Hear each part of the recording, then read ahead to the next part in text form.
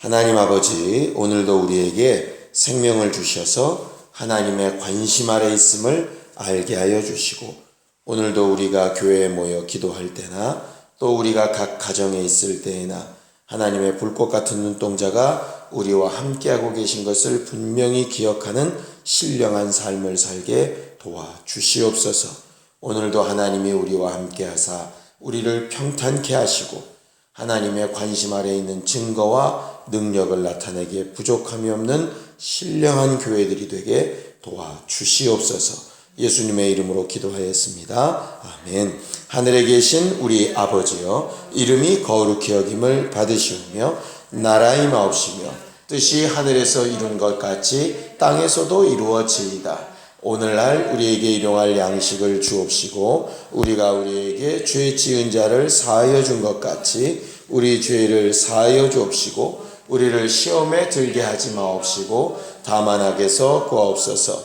나라와 권세와 영광이 아버지께 영원히 있사옵나이다. 아멘. 하나님의 말씀은 잠언서 5장 15절에서 23절까지 말씀을 함께 같이 합독하겠습니다. 잠언서 5장 15절에서 23절까지 말씀을 함께 같이 합독하겠습니다. 시작. 너는 내 우물에서 물을 마시며 내 샘에서 흐르는 물을 마시라. 어찌하여 내 샘물을 집 밖으로 넘치게 하며 내 도랑물을 거리로 흘러가게 하겠느냐. 그 물이 내게만 있게 하고 타인과 더불어 그것을 나누지 말라. 내 샘으로 복되게 하라. 내가 젊어서 취한 아내를 즐거워하라. 그는 사랑스러운 암사슴 같고 아름다운 암노루 같으니 너는 그의 품을 항상 족하게 여기며 그의 사랑을 항상 연모하라. 내 아들아, 어찌하여 음녀를 연모하겠으며 어찌하여 이방 계집의 가슴을 안겠느냐. 대저 사람의 길은 여호와의 눈 앞에 있나니 그가 그 사람의 모든 길을 평탄하게 하시느니라. 악인은 자기의 악에 걸리며 그 죄의 줄에 매이나니 그는 훈계를 받지 아니함으로 말미암아 죽겠고 심히 미련함으로 말미암아 혼미하게 되느니라. 아멘. 신앙생활은 하나님의 관심 가운데 생활하는 것을 가르쳐서 신앙생활이라고 그렇게 말을 합니다.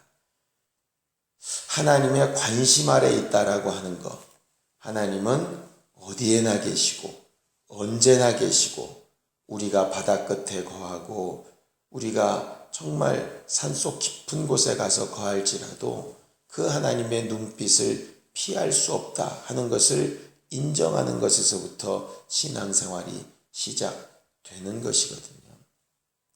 죄인들의 특성은 어떻게 해서든 하나님의 눈빛을 좀 피해 보려고 하는 거죠. 그래서 에덴 동산에서 처음 아담과 하와가 범죄하였을 때에도 제일 먼저 나무 뒤에 숨어서 하나님의 눈빛을 피해 보려고 하는 것이었고, 가인이 아벨을 죽인 다음에도 하나님이 뻔히 알고 계신 것을 어떻게든 모면해 보려고 그 앞에 자기가 내 아우를 지키는 자냐고 변명해 가면서 이렇게 피해 나가려고 하는 것이 결과적으로 죄인된 특성이라 이 말이죠.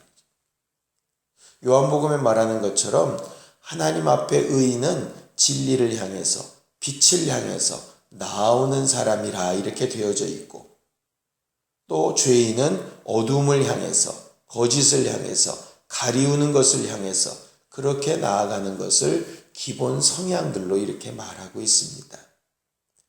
우리는 정말 신앙생활 잘하기 위해서 하나님의 눈빛 앞에 우리가 있다라고 하는 것을 절대로 잊어먹지 않는 사람이 되어야 할 것 같아요. 오늘 성경 본문 21절에도 보면 대저 사람의 길은 여호와의 눈앞에 있다 그랬습니다. 그 하나님의 눈앞에 있다는 것을 잊지 아니하고 그 길을 쫓아가는 사람에게는 평탄한 길이 있고, 22절 23절에 있는 대로 그 눈빛을 피하여 가는 악인들, 그 훈계와 감시를 받기 싫어하는 사람들은 결국으로 믿고 그 미련함으로 혼미하게 되고 자기 죄 때문에 망하게 된다, 이렇게 말하는 것입니다. 하나님의 눈빛 앞에 있는 것이 정말 의롭고 정직한 자에게는 그것이 정말 보호하는 도구가 되고, 악인에게는 자기의 죄가 드러나는 결과가 되겠지요. 죄인들은 하나님의 눈빛 앞에 있다는 것이 자기 죄가 드러날까 봐 두렵고 떨리겠지만, 정말 의인들은 하나님의 보호하심을 입는 것이 하나님의 눈빛 앞에 있는 것을 분명히 알게 된다면, 우리가 가지는 가장 큰 지혜는 우리가 언제 어디서 무엇을 하든 누구 앞에서 무슨 말을 하든 우리가 하나님의 눈빛 앞에 있다는 것만 정말 기억한다면 우리의 행동이나 모든 말을 굉장히 조심스럽게 그렇게 할 수 있을 것이라 생각이 됩니다. 그런 의미에서 하나님의 영, 성령이 우리 안에 들어오셔서 영원토록 떠나가시지 않는다 하는 그것이, 내가 죄를 짓거나 내가 잘못 판단하고 정말 하나님 믿는 것과 무관하게 살고 있는 그때에도 성령이 우리를 보고 계신 것을 기억하라는 말씀으로 우리에게 다가와야 할 것이라, 이 말이죠. 성경은 하나님께서 관심을 가진 것에 관심 두는 사람들에게 복 있는 것을 알게 됩니다. 예수께서 오셔서 하나님이 관심이 있었던 죄인들에게, 하나님이 관심이 있었던 주를 찾는 자들에게, 회개하려고 돌아오는 자들에게, 정말 연약하고 약하고 부족한 자들에게 예수께서 관심을 두시고 도우시고 역사하셨던 것들을 많이 보게 되고요. 바리새인이나 서기관들처럼 하나님의 말씀에는 굉장히 능통했는데 하나님이 관심이 있던 곳에 관심이 없었던 사람들, 죄인의 관심이 있으신데 죄인들을 막 핍박하고 그들을 죽이려고 하고 그들과 자기는 다르다고 자기의 의만 드러내려고 하는 것에 하나님께서 배척하시고 그들을 정말 외식하는 서기관들과 바리새인들이라고 책망하셨던 것을 보게 되면, 우리가 성경을 읽고 하나님의 관심이 어디를 향하고 있는가를 자세히 주의하여 보는 것이 얼마나 좋은 것인가 하는 것을 알게 됩니다. 하나님께서 우리에게 많은 것을 기도할 때 이방 사람들처럼 하지 말고 먼저 그의 나라와 의를 구하라 하신 것도 보면, 하나님의 관심이 그의 나라와 의에 있기 때문에 거기에 같은 관심을 가진 사람들의 기도에 먼저 응답하시고 도우신다 하는 것으로 해석하는 것이 맞다 하는 것이죠. 우리가 때때마다 성경을 읽고 하나님의 뜻과 하나님의 의도를 좀 알려고 하는 것은 하나님의 관심과 우리의 관심이 같아지려고 하는 것입니다. 정말 성경을 굉장히 잘 안다고 하면서도 하나님의 관심을 잘 모른다면 엉뚱한 곳에서 헤매는 경우가 간혹 있을 수 있겠지요. 그런 의미에서 오늘 성경 본문은 하나님의 관심 있는 정말 중요한 대상 중에 하나로 가정을 이야기하고 있습니다. 보면 하나님께서 정말 창조하시고 영적 사람을 만드시고 제일 먼저 부여하신 가치가 가정입니다. 아담을 잠들게 하셔서 그 갈빗대 하나로 하와를 만드시고 내 뼈 중에 뼈요 내 살 중에 살이라 해서 가정을 만드시고 거기에 하나님께서 복을 부으신 걸 보면 가정은 확실히 하나님의 관심 가운데 있는 것이고, 아브라함과 그 가정에게도 또 이삭과 야곱과 그 후손들을 통한 가정에게도 이새의 아들 다윗과 그 가정을 통해서도 하나님께서 역사하시는 것을 보면 가정은 확실히 하나님의 관심 가운데 있는 겁니다. 예수께서 오실 때에도 동정녀에서 오실 것 같으면 엄격하게 얘기하면 요셉이 무슨 필요가 있겠어요. 근데 왜 꼭 정혼해서 가정을 이미 이루기로 확정된 그 마리아한테 꼭 예수를 잉태시켰어야 될 것이냐 보면, 하나님이 예수 오시는 길, 분명히 물질적인 육체적인 아버지가 필요 없음에도 불구하고 예수가 오시는 길도 가정을 절대 초월하지 않았다 하는 것이죠. 그런 면에서 보면 우리가 흔히 얘기하는 것처럼 가정과 교회는 같은 선상에 있다라고 얘기를 하는데, 왜냐하면 정말 아버지와 아들 관계, 또 부부 관계를 들어서 하나님과 우리의 관계를 설명하시는 걸 보면 가정과 하나님의 관계를 뗄래야 뗄 수가 없고 그것이 결국 교회를 통한 비밀이다 이렇게 말을 하는 것을 보면, 하나님이 교회에 관심을 가지신 것만큼 가정에도 동일하게 관심을 가지고 계시다는 것을 잊지 말아야 할 것 같다. 현대 교회가 많은 문제점을 가지고 있는 것 중에 하나가 뭐냐 하면 하나님이 교회에 관심을 두신다. 이거에 대해서는 부정하는 사람이 많지 않습니다. 확실히 교회에 관심이 있다고 어떤 목사도 주장하고 많은 사람들이 그거에 대해서는 많이 말들을 합니다. 그런데 교회는 가장 큰 가정이고 교회의 가장 작은 단위가 가정이라고 보통 이야기를 하면서도 그렇다면 교회에 관심을 두신 만큼 교회의 건물이나 교회의 구성원들이나 교회가 부흥되고 교회가 잘 되는 것에 하나님이 관심을 두신 만큼 가정에도 똑같이 관심을 두시고 계시다는 생각은 잘 안 하고 있더라 이 말이죠. 자꾸 어떻게 말을 하느냐면 주의 나라를 위해서 남편 버리고 자식 버리고 자꾸 이런 쪽으로만 몰고 가다 보니까 가정은 등한시되고 교회는 굉장히 중요하고 이렇게 잘못 말하는 경우들이 생기더라 하는 것이죠. 구약은 말 그대로 정말 가정을 중심으로 일하고 있습니다. 교회란 얘기가 없으니까요. 신약은 교회에 대해서 말하고 있습니다. 마치 데칼코마니처럼 반으로 접으면 구약의 가정과 가문이 굉장히 중요했던 것처럼 교회가 신약에 와서는 굉장히 중요한 건 맞습니다. 그렇다면 교회가 중요하니까 가정은 없어졌을 것이냐? 그렇지 않죠. 구약의 가정이 중요한 것처럼 가정들이 모인 민족, 이스라엘이라고 하는 영적 공동체 굉장히 중요했던 것이 같은 가치였다면 신약에 와서 영적 공동체인 교회가 굉장히 중요한 것처럼 각 개별적인 가정도 굉장히 중요한 것이라 이 말. 그런 의미에서 바울이 전도여행할 때에 그 감옥 간수장에게 얘기했던 대로 주 예수를 믿으라. 그리하면 너와 내 집이 구원 얻는다 하는 것이 같은 맥락으로 이해가 돼야 된다 이 말이죠. 우리가 교회를 지키기를 몸부림치고 교회가 온전케 되기를 몸부림치는 것처럼 당연히 가정도 그렇게 몸부림쳐 지켜야 되는 것이 원칙이라 하는 것이죠. 원칙. 그런 의미에서 오늘 본문에 보면 뭐라고 얘기가 되어져 있느냐? 내 우물에서 물을 마시며 내 샘에서 흐르는 물을 마시고 내 샘물을 집 밖으로 넘치게 하지 말고 도랑물을 거리로 흘러나가게 하지 말고 그 물을 내게만 있게 하고 타인과 더불어 나누지 말아라. 이렇게 되어져 있습니다. 이 도대체 우물과 샘이 뭘까를 보면 솔로몬이 쓴 잠언이니까 솔로몬이 우물과 샘을 뭐에 대해서 비유로 쓰고 있는지를 보게 되면 정확하게 나올 겁니다. 아가서 4장 12절과 15절에 보면 분명히 솔로몬은 그것을 아내에 대해서 딱 명시하는 것으로 보고 있습니다. 그리고 그 뒤에도 보면 그 본문에도 되어져 있어요. 18절에도 내 샘으로 복되게 하라. 내가 젊어서 취한 아내를 즐거워하라. 이렇게 대꾸로 되어져 있거든요. 여기서 샘, 우물 이런 것들은 다 아내를 표현하는 것입니다. 배우자를 이야기하는 것이라 이 말이죠. 이 성경 본문은 내 샘물을 외부인들과 나누지 말라. 그 샘물로 내 집안에만 있게 하는 것은 자기 배우자의 책무를 다 감당하라 하는 것입니다. 결과적으로 음행하지 말라 하는 것이에요.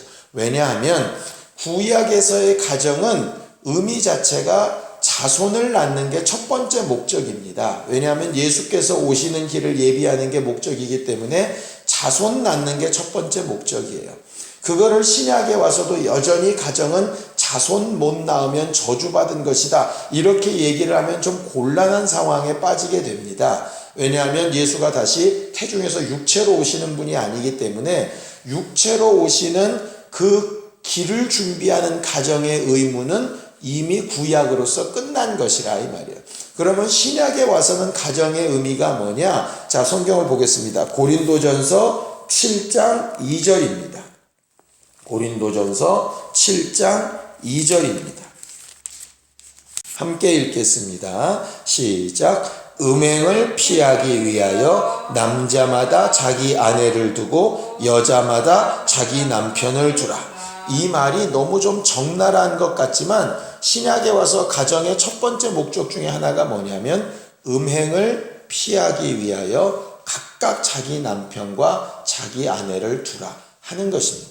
왜냐하면 육체는 그 한계가 있고 그 정욕에 정말 욕구들이 있어서 그것을 정말 음행하는 것으로 풀다 보면 제대로 된 가정을 이룰 수도 없고, 가정에서 말하는 하나님과 정말 우리의 관계를 제대로 비유로 느낄 수 있는 방법이 없기 때문에 가정을 잘 지키기 위한 것으로 음행하지 않기 위하여 자기 남편, 자기 아내 반드시 두는 것을 좋은 것으로 권고하고 있는 것이라 이 말이죠.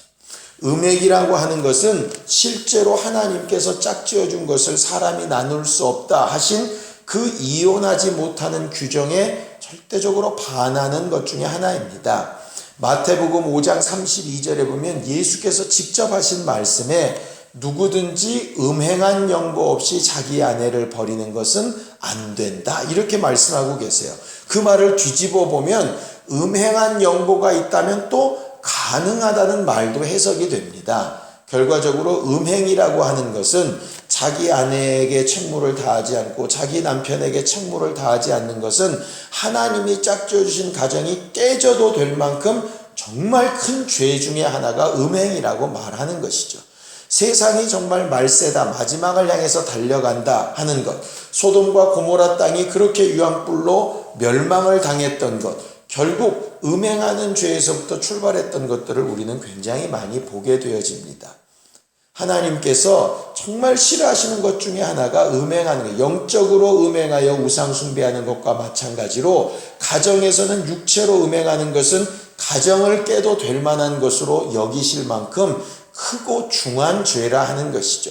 그런데 마치 요새는 이런 말들이 고리타분한 것으로 느껴질 정도로 타락을 했으니 하나님과의 관계가 더럽혀지는 것은 얼마나 더 자연스럽겠느냐 이 말이죠. 부모가 그런 부분에서 더 정결하지 못하니까 당연히 그 자손들에게도 좋은 역할들을 못 보이게 되지 않겠느냐 하는 것이죠. 문제는 거기에 보면 그 가정을 정말 잘 이루기 위해서 두 가지 하라는 것입니다. 남편의 입장에서는 18절에 내 셈으로 복되게 하라.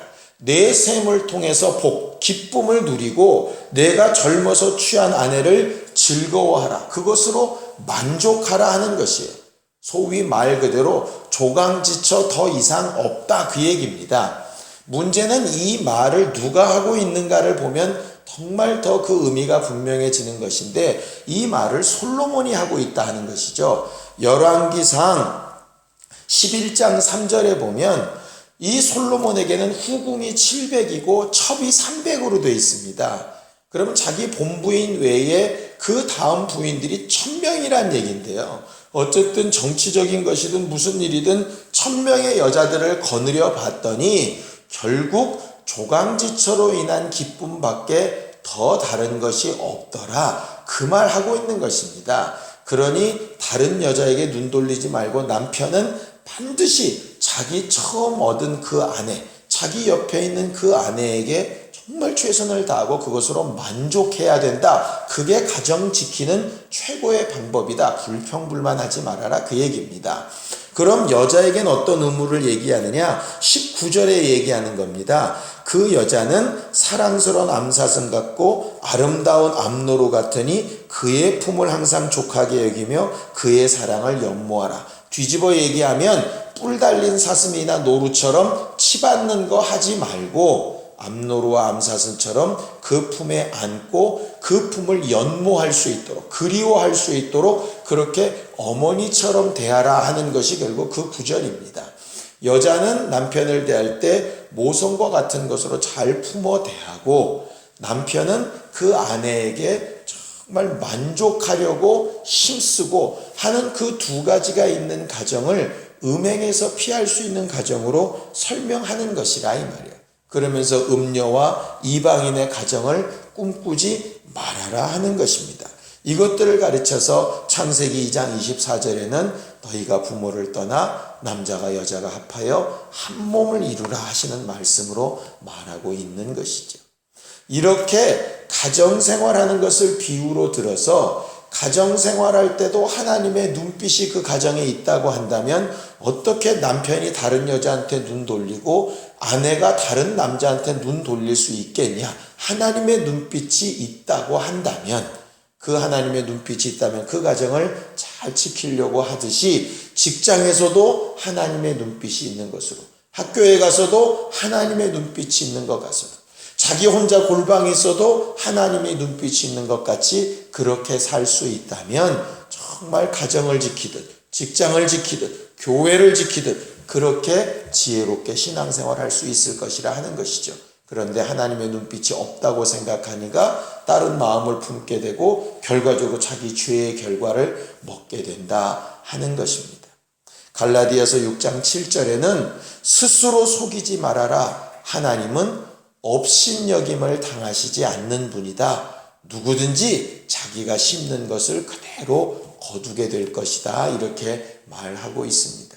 우리가 예수 믿는 사람으로 주의 은혜를 받은 사람으로 교회를 중히 여기는 것처럼 가정도 하나님의 관심이 있는 것을 알고 정말 중히 여겨야 될 사람이고 그 가정에서 각각의 의무를 잘 감당해야 될 사람이고 그렇게 자기의 의무를 잘 감당하는 걸 자손들에게 가르쳐서 그 자손들도 훌륭한 가정생활 하는 것을 통해서 하나님과의 관계에 정말 비밀을 깨달아 나아가는 신령한 자손들이 될 수 있도록 만드는 것이 우리들이 해야 될 일이고 아름다운 교회가 해야 될 일일 것이라 생각합니다. 시간 예수여 두 번 부르고 간절히 같이 기도할 때 각각 하나님의 눈빛 앞에 있는 것을 기억하고 오늘 한 날도 우리 가정에 하나님께서 주신 명령을 따라 가정 안에서 서로 만족하고 서로 품고 사랑으로 위로하는 거룩하고 귀한 가정들이 될 수 있도록 또 자손들을 아름다운 가정 만들고 세울 수 있는 그런 자손들로 잘 만들 수 있도록